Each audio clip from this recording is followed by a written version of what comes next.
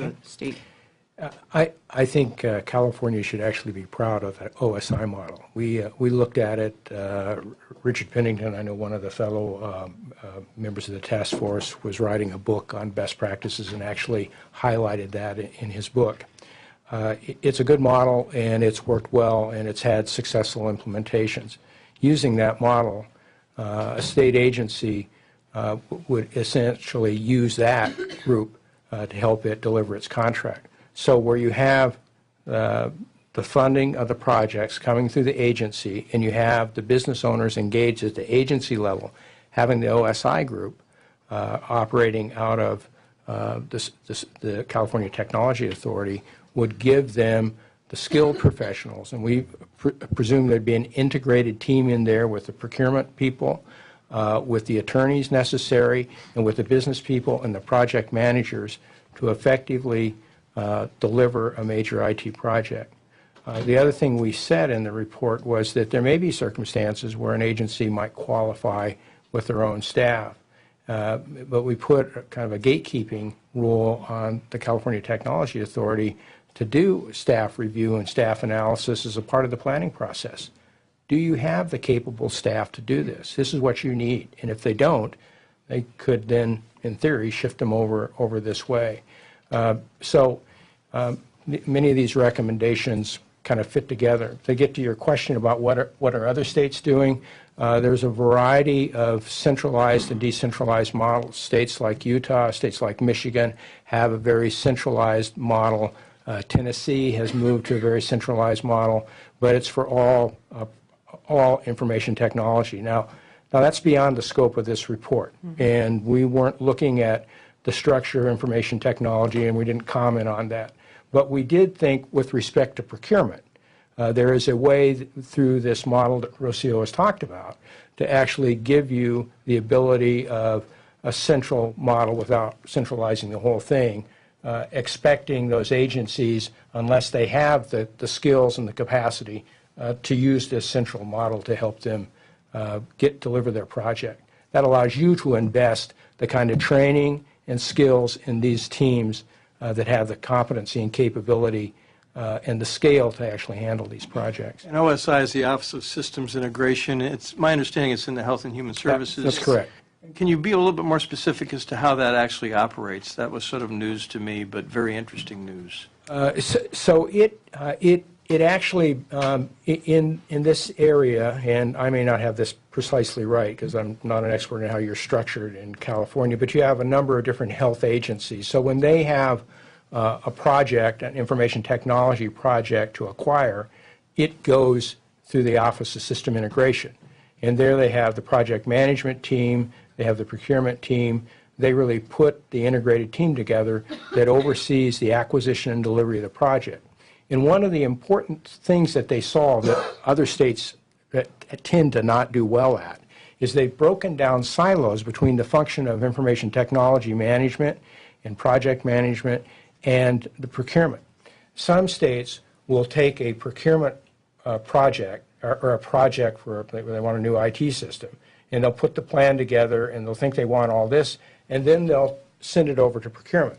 Procurement will say, well, we'll put an RFP on top of this and we'll put it out to bid, and they're not communicating particularly well. Now, I don't think you're going to have that problem here because you've really connected procurement with information technology and the California Technology Authority. But OSI had done that several years ago, and they've had pretty good outcomes. So when for example, there's resistance to re-engineering that we spoke about at the beginning of the hearing, the Office of Systems Integration or some other similar entity would push back and say, hey, that you need to take a look at your processes, because if we try to do this using legacy functionality, we're going to be modifying the heck out of this thing. Right. Yeah. Numerous change orders and a lot of extra money. Right. And that revised FSR process would be part of what initiates that dialogue and discussion. Now, there was a quote I picked up on in your report. I think this was from the report. It's important to have the state agency retain ownership for the business aspects of the project to prevent it from abdicating its responsibilities for the IT project. That's right. That's important because you want them to have ownership. You want them to be real partners in this. And also, the agency fundamentally owns the business. They understand the business practices better than the OSI or any other agency that would come in and function in that capacity. So it's really important to maintain a strong tie ownership. Basically, the agency has to have real skin in the game to make sure that this succeeds. If I might follow up on that, Mr. Chairman, the agency really needs to understand its business process, its business objectives, and what success looks like for this project. Forget for a minute the technology. What is it that they want to accomplish? They have to understand that and own that. And they have to be an equal partner in this deal to make sure that it's getting what they need at the end. They need to, as well, hold OSI accountable. But if they're not involved with that, what can happen is OSI will give them a solution, and the agency will say, well, gosh, we thought that's not what we wanted. Well, they have to be part of that team. And when they say that's not what we wanted, now we have delays and we have change orders and we have extra money. That's right. Your recommendations 7 and 8 go to developing a cadre and a formal training plan. One of the issues in one of the recent procurement projects that we took a look at in this committee had there were staffing issues, if not periodically, consistently identified throughout the project. And you proposed the requirement for a formal staffing plan as part of the project approval basis. I gather that's to address The switching out, the swapping out. When the vendor comes in, we heard from both sides on this, actually. We heard vendors saying, we heard state staff saying we want vendors to put their A team out and keep their A team there the whole time, because many times what happens is because of the lengthy procurement process, a vendor puts a proposal forward, puts an A team together, or A minus team, puts that together, puts it out. The state has to go through its process to issue an award and so on, and by the time the project actually begins, a sufficient amount of time has gone by that that A team is no longer available. So they bring in other staff, or throughout the project they switch staff out. And this was part of the reason that this vendor was awarded that the contract was because of the quality and the caliber of the staff that they were bringing to the project. And so that's what we heard from the state staff, but we also heard from vendors that they felt that they weren't getting the A team from the state. And so it made their job much more difficult. And I can repeat the same thing I said about the vendors, same thing I said about the state. And so what we suggest here, or we recommend here, is a formal staffing plan on the part of the state agency that's putting this forward. Again, looking at what state staff will be on the project, that they are released from their current duties and they're not doing this as sort of their second full-time job, and that the vendor also propose staff that they will have on the project, and then there's a whole host of checks and balances that go on afterwards if in fact that staff gets changed out later on. So it sounds like the centralization of IT staffing on the state side might address the problem with state employees who are given this project as an additional duty, and they probably won't be if it's centralized in some sort of IT, whether it's the OSI or some other operation. On the vendor side, I guess your suggestion is that our procurement process be tightened up to make sure that the vendors supply us with the staffing model, the people, the qualifications that are going to be used to staff our project, and substitutions are allowed, but the substitutions have to meet the minimum, at least the same qualifications or higher as the people that were submitted when we approved the bid. Yeah, on that note, Mr. Chairman, when it comes to formal staffing, and you get these guys that are on these projects for 5-10 years, how do you keep the continuity in with the programs? How do you keep these guys on, or is there a silver bullet here, or are we just by gosh and by golly and you just deal with it as it comes up and you get? Are you talking about the on the state side or on the vendor side? On the state side.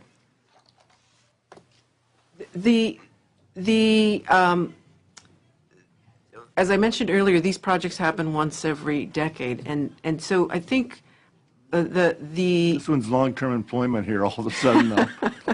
right. The model we're proposing to have, that the Chairman Roth is referring to, this more centralized, whether it be these OSI, but to have a central repository of staff who have the skills to be able to carry out a major IT project. If we have those, and as people, we have people come in, they're trained. The state would have people come in and they would be trained. As people move out, you move on to other careers, to do other thing in their career. You would continually replenish that core body of knowledge and in staff that you have in this central location. You'd have a bench. Yeah, depth in the bench, absolutely. Yeah. So you wouldn't necessarily have that problem that you're referring to. And you might have to pay them appropriately as well. You absolutely would. Mr. Chair, the other reason that this question is in there, that assessment of the staffing plan, is because that agency who only replaces a system every 10 years really doesn't have a good idea of what it will take. And so this makes sure that they come to understand that. And in that model where it would be executed in a decentralized model, that is a problem because they don't have any bench strength, as Senator Berryhill mentioned.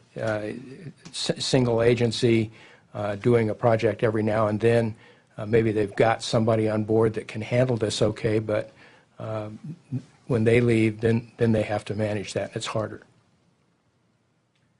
You, in your report, you talk about contingency contract dollar amounts, which I assume is managing expectations of those looking in from the outside. Mm-hmm. What's a success and what's a failure? Trying to set that standard ahead of time, whether it's in terms of length of contract term, time for performance, or dollar amounts expended. Could you be a little more specific on that?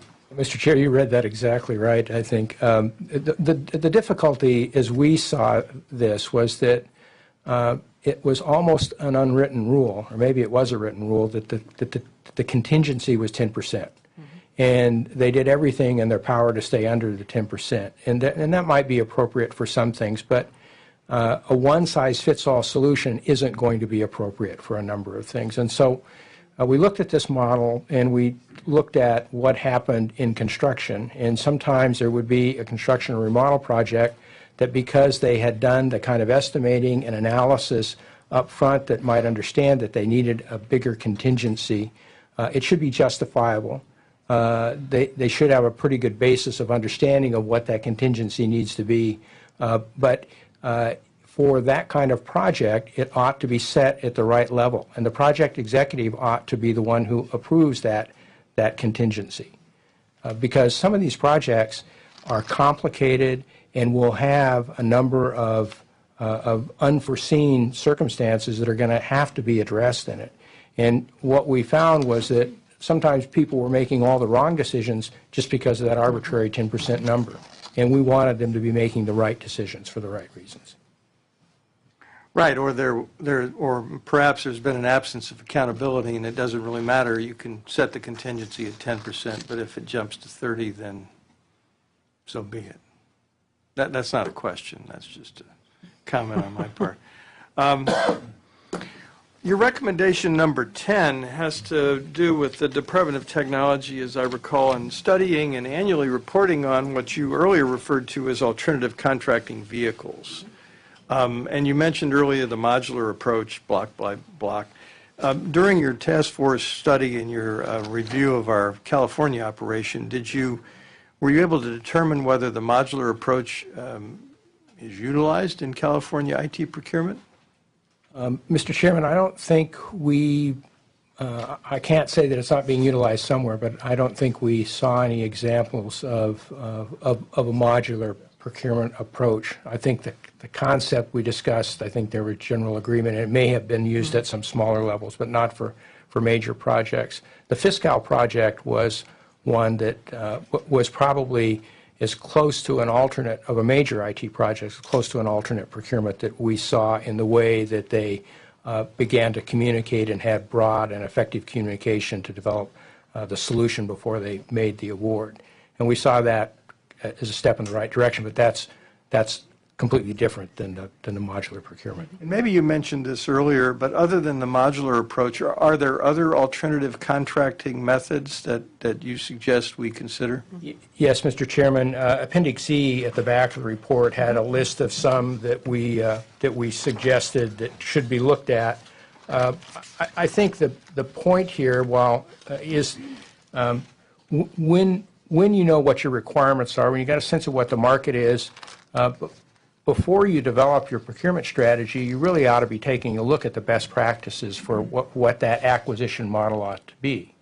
Because if you select the wrong acquisition model, it could be very hard to get the kind of outcome you need from the kind of project you need. In some cases, you know exactly what you need. And so you can go with a pretty basic model. But in other cases, you may be asking the vendor to come in and develop solutions to things that have not been identified, and you don't really know how it needs to be. Well, you need to have a dialogue with them, and you need to have a different process. So we've identified some, like an incremental approach, which would allow you to have phases of contracts, where you do the first phase, and you could award a second phase and another phase. We've also identified best value models on an Appendix C. I think the Performance Information Procurement System used by Arizona State is an interesting model in use of best value because it goes through a series of filters without having to go into a very long and drawn-out proposal that takes a lot of time and effort. In the end, it has the contractor who's selected really proposing the solution set, but it has some drawbacks in my view as well. Because at the end, you're just with one contractor. You don't have two to negotiate against, and so that's a weakness. But I think the right model for the procurement depends on what you're trying to buy. How you're going to buy cloud services, particularly if it's public cloud service, is a different model than how you would buy a system integration using COTS software. And so you really need to understand what the need is, and then look at this inventory of different procurement models, and don't be afraid to modify one that you think is going to work best for you. Now, in your review and your deliberations and discussion, did anyone in California identify statutory impediments to this sort of alternative contracting method? I mean, I assume there's no statutory impediment to the modular approach because that's just a series of small contracts that hopefully integrate into a larger project that works. Mr. Chairman, I asked that question specifically, and I did not get the sense that there was any statutory impediment that people saw directly. And I asked that because I've been involved in rewriting procurement statute in 2 states where we put in a clause for, as we call it, special procurements for information technology, because we knew that some of the requirements for competitive sealed proposal or competitive sealed bid, at least in Alaska, created difficulty when you're trying to actually develop a contract for information technology. And so we changed that in Alaska, we changed that in Oregon. It's since been adopted in the Model Procurement Code, and what it does, it allows a state to have a determination of its chief procurement official that there are circumstances in which the competitive sealed bid, competitive sealed proposals would not apply, and you could actually craft a procurement process that was designed to achieve the outcome that you needed. As written in Model Procurement Code in these states, has to be competitive, so it can't just be one individual, and it has to have an appeal process. But it allows the ability to develop something that meets the need. Now, I didn't hear from any of the folks that we talked to in DGS or at California Technology Authority that they saw a statutory impediment to doing any of these things that we had proposed and talked about. Just to switch gears for a second, earlier you mentioned the library of, sort of a library of vendors, I think, or projects, and in the report, you also talk about a library of standard procurement language. Yes. I guess if procurement is centralized, that's less important than if all the departments and agencies continue to play in the sandbox. But did you see any statutory impediments to either of those, either the inventory of vendors and vendor performance or the library of procurement provisions? Did not, because the library, in one sense, you've got a library of provisions that are kind of the terms and conditions that would go into those, and it's important to recognize that one size doesn't fit all. The kinds of information technology terms and conditions you need for buying out of the cloud are different than getting a system integrator contract, and they're different than buying software. So those have got to be developed and inventoried, if you will, and you have a library of those.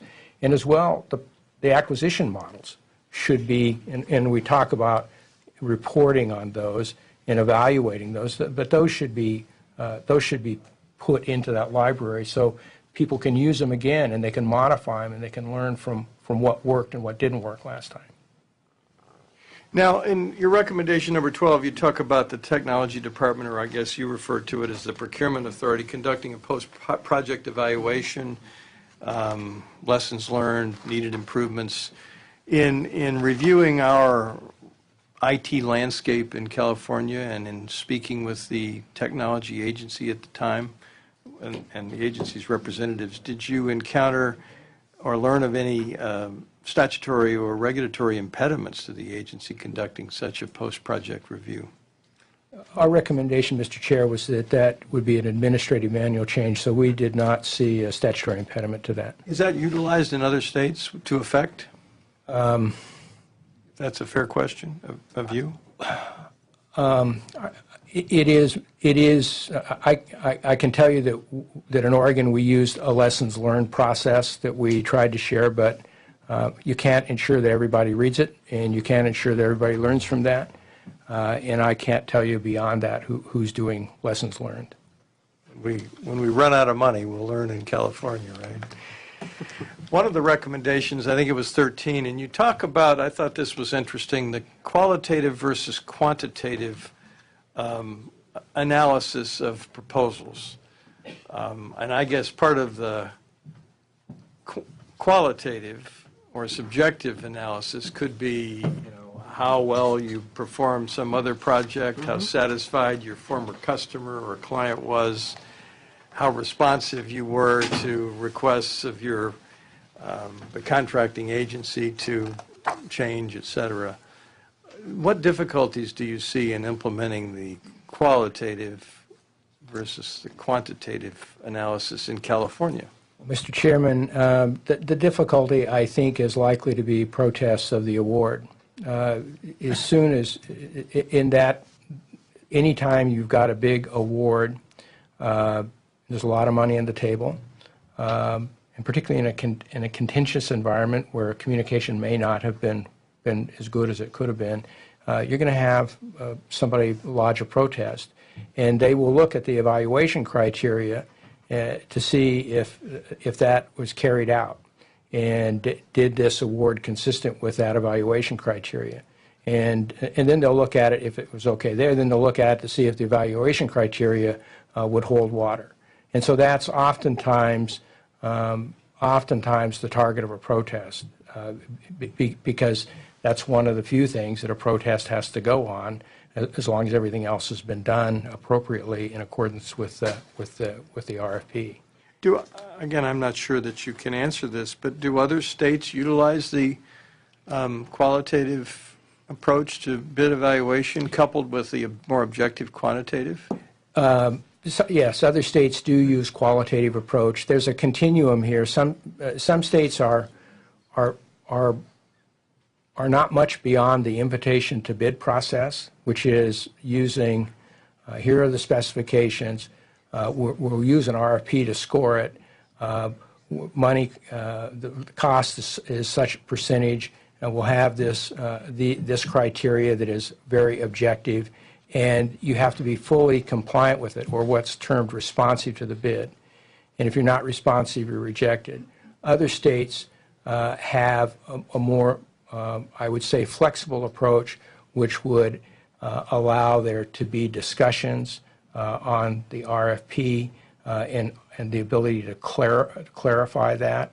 And so you get that kind of range, and that would allow those states that allow more flexibility typically would be the ones that you would find where they would have qualitative evaluation. And more protests? You know, protests are interesting because we didn't have a lot of protests in Oregon, but Maybe it's a cultural thing. I think to some degree it can be cultural.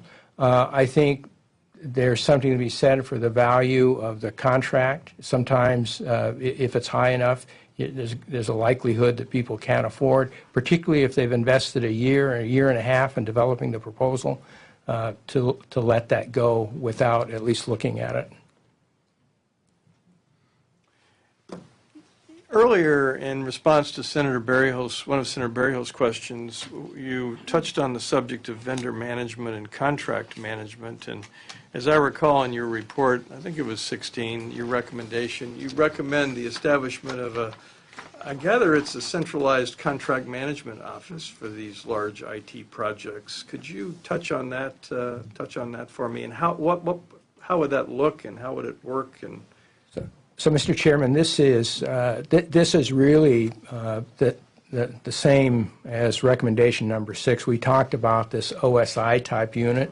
It would actually be managing the project. Well, they would also be the ones managing the project as it moved through the procurement process. That unit would also be responsible for overseeing the completion of the project and the compliance of the project. So they should be holding the project the contractor's team, accountable for delivery of that project, and they're really doing contract compliance work as a part of what they would do. I see. I was intrigued by your comments regarding the use of incentive provisions. I think it was it recommendation 17? Yes. In other words, I gather you'd put the onus on the contractor, at least in part, to turn in a good performance in exchange for some additional financial reward. Mr. Chairman, that's correct. You know, within the procurement community, probably one of the best examples or most widely talked about examples of effective incentive contracts was with California Transportation Authority after the Loma Prieta, I believe, earthquake, where they built an overpass in really record time. And they used an incentive model to do that. In fact, I signed an exemption while I was the chief procurement official in Oregon for our Department of Transportation to do an overpass on a major corridor. And the basis of that was that the cost associated with the bonus, if you will, was a tremendous savings if we could get the project done that much quicker, because the cost of the public being inconvenienced by having this overpass take a year to build rather than 6 months to build far exceeded any bonus that the contractor was going to get. So our Department of Transportation used that model, and they had great success with it. So when we have complex IT projects where time is always critical and successful outcomes are very important, why aren't we using incentive contracts to try and get the contractor aligned with that kind of success that we need? And what's wrong with them getting done earlier instead of late? So your suggestion is to treat it much like a freeway rehab or construction project, so it's really time and money. So it's a time-based analysis. If you bring the project in under schedule in terms of time, you get extra money, and that's really the calculus. That's correct. Now, your report talks about unilateral judgment and sole discretion, and that would seem to be difficult to manage and difficult to incentivize a contractor if the state has discretion as to whether to pay the money. If I understood it right. So, Mr. Chairman, there are risks associated with incentive contracts, and you have to be very careful in how they're going to be accounted for, when is the incentive triggered, and who's in control of that contract. So this in a few paragraphs is not going to give you the prescription for the right IT incentive contract, but we think this should actually be able to apply and work in information technology, but it will take some planning and some due diligence and some careful construction of the procurement vehicle and the contract document to make sure that it's administered in a way that the state's happy with the outcome. And I gather this is not unheard of in the IT area, these incentive contracts, or are we blazing new ground with respect to contract language? It's not unheard of in the private side. I don't know of, Rosio may know No, of some. this is not, this is common practice in the world of IT. Common practice. Yes. So language and contract vehicles and the like are available for review in terms of we're not trying to invent something new here and Correct. designing a system. Correct. I assume you may or may not know this, I assume this may require some change to our public contract code to permit this sort of contracting? That was our belief, Mr. Chair. And in fact, we talked a little bit about this, and if my understanding, my memory serves me correctly, I think they had actually looked at it and understood that they needed to make statutory change. The last series of recommendations I think you've addressed have to do with communication, and certainly communication is important, and sometimes we have it and sometimes we don't, and when we don't, we have problems. Have I failed to cover any aspect of what I certainly consider to be an excellent and outstanding task force report? Have I missed anything in terms of your substantive or procedural recommendations? No, I think you covered them all pretty so. much. Anything else, any other guidance that you can offer to those of us who struggle with IT procurement? Mr. Chairman, it's not, IT procurement is not easy, and I don't know that there's any one shining example of who gets it right all the time. But I think that the recommendations here have to be seen in kind of whole cloth form, because you'll notice that many of them work together. We believe that there's an opportunity to try some innovation in your acquisition models. But we also believe you need to evaluate those and understand what worked and didn't work and make adjustments, and then have kind of a continuing circle where you've checked that, you've looked at it, and you learn from that. We believe that business requirements are incredibly important to get right up front, and that really sets the stage for a successful procurement. And having your customer fully engaged to understand what success looks like on the outcome, which means that they have to understand what their business process is and what their business objectives are. And defining success early on, then that sets you up to develop a procurement practice. What's the procurement plan going to be? How's the acquisition practice? And that also sets you up for the contract management. So it's achievable, but it takes pulling that all together. And frankly, I think it takes, at least with information technology, it really takes a single organization who does have responsibility for making that happen. Well, I will say it again. Your effort was an outstanding effort. I want to thank you for what you have done for the state of California and for this legislature, and certainly this budget subcommittee, in terms of putting things together, putting some suggestions together that hopefully we'll take to heart and implement. And I want to particularly thank you for your time this afternoon. It was not 5 minutes, it was lengthy, and your time is valuable, and I really appreciate it. So thank you both very, very much. Thank you. Thank you, Mr. Chair.